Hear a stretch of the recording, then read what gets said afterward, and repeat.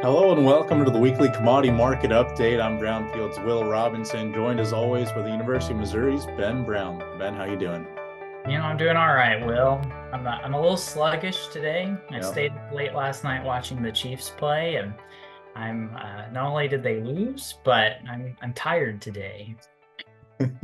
Well, bad news for the Chiefs, good news for Mizzou, though.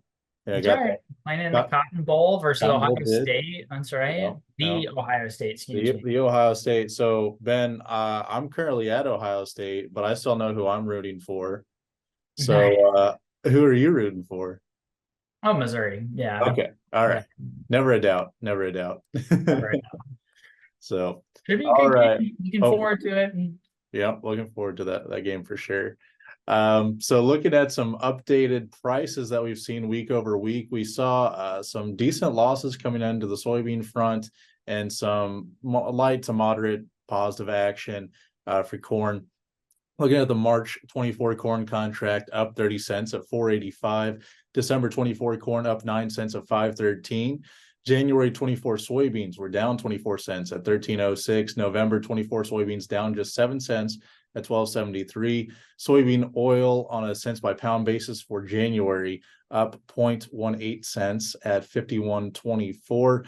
Soybean meal by the short ton for January down 28.30 at 408.30. 2023 wheat crop for March up 43 cents at 620. That 24 July wheat crop up 54 cents at 643. And then crude oil down $1.40 a barrel on the week for that January contract at 73.60. So Ben, as we see that, some splits between the corn and soybeans, what are your thoughts there? Well, in some ways, this needed to happen. We had gotten a little bit too far out of whack between corn and soybeans, and we needed to get them closer together just to kind of maintain some type of price reality. If you get too far out of whack, it just doesn't make sense because farmers are smart and they recognize arbitrage. Corn and soybean acres compete for, corn and soybeans compete for acreage. And so if the price of soybeans gets too far out of whack relative to corn, then you increase supply of soybeans and vice versa, And right? balances out. Yeah. Yeah, so you get what I'm saying, and everybody I think understands what I'm saying, and so to some extent we had gotten a little out of whack, given where input prices are for next spring, and so I felt like this needed to happen, a move back towards some type of reasonable price spread. Well, Ben, as we see some of that push pull going on between that acreage discussion that you talked about right now in South America, we're looking at some of the growing conditions down there, some increased rainfall, some more positive soil moisture recharge, maybe. And looking at where they are in their calendar, they're looking at getting some replanting done currently. So, Ben, as you look at South America as one of the key competitors that we see on the global scale, how do you see their, I guess, early sections of this planting season looking for South America in general? Sure. So here at the beginning part of the week, we've certainly seen markets uh, off from their peaks to start the day or start the trading week, and I think part of the reason for that, especially in that soybean complex, is we did see widespread rains across the entire South American region. There was parts of Argentina that didn't get as strong of rains or as much rainfall, but some pretty good rains across the region to help really move along that late planted crop. So it is late, it's late developing, but it's still early in their growing season. I think it's probably notable as we're talking about the South American debate, as we've turned the calendar here to December, and we got a whole bunch of private estimates that came out last week from different firms. All of them were down a little bit month over month in their expectations, really kind of, I think, matching that market sentiment that's led to this rally that we've seen in soybeans over the last 3 to 4 weeks. But I think it's also very notable that all of them are still forecasting a record soybean crop for South America. So maybe not as big as what was initially anticipated, but still record soybean crop. Well, and looking at how South America plays into what the U.S. is exporting and how they participate in the global market, this week we saw export inspections kind of shifty across the board.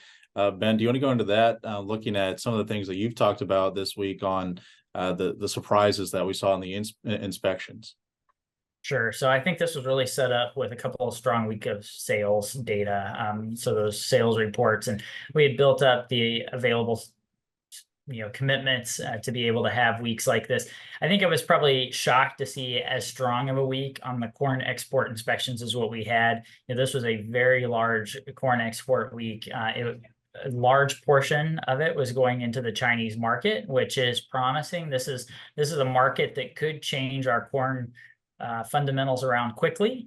Many people probably remember the 2020-21 marketing years where we saw large purchases and commitments of corn from China, or excuse me, from the United States to China. That had kind of been one of those things that people had been anticipating for a lot of years. It hadn't happened, and it happened. And then since then, there's been this expectation of, well, China will eventually come back into the market, right? And they hadn't, but now maybe we're starting to see it a little bit. I think the big question I have, and certainly those of our viewers, I think this is something of a, I don't want to sound overly pessimism, but I caution, I would say, of our viewers is when we look at Chinese feed demand, it's not overly strong. We're looking at a struggling, feed grain sector. We're looking at cheap available grain supplies out of Brazil, out of Ukraine, that are going to compete with the United States. And so I think I need personally to see more weeks like this before I really start to think that we've regained some of that Chinese market that we saw a couple of years ago. I don't think we're back yet. Yeah.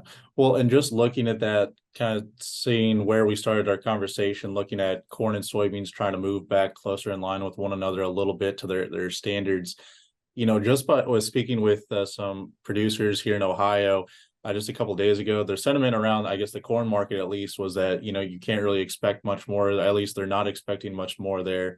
So as we see how these two markets are going to move forward, do you expect soybeans to maybe continue to track down to get closer in line with maybe where the averages sit for corn and soybeans, or what are your expectations moving forward? Well, I certainly thought we could see, this trend back together, and that's what we've got.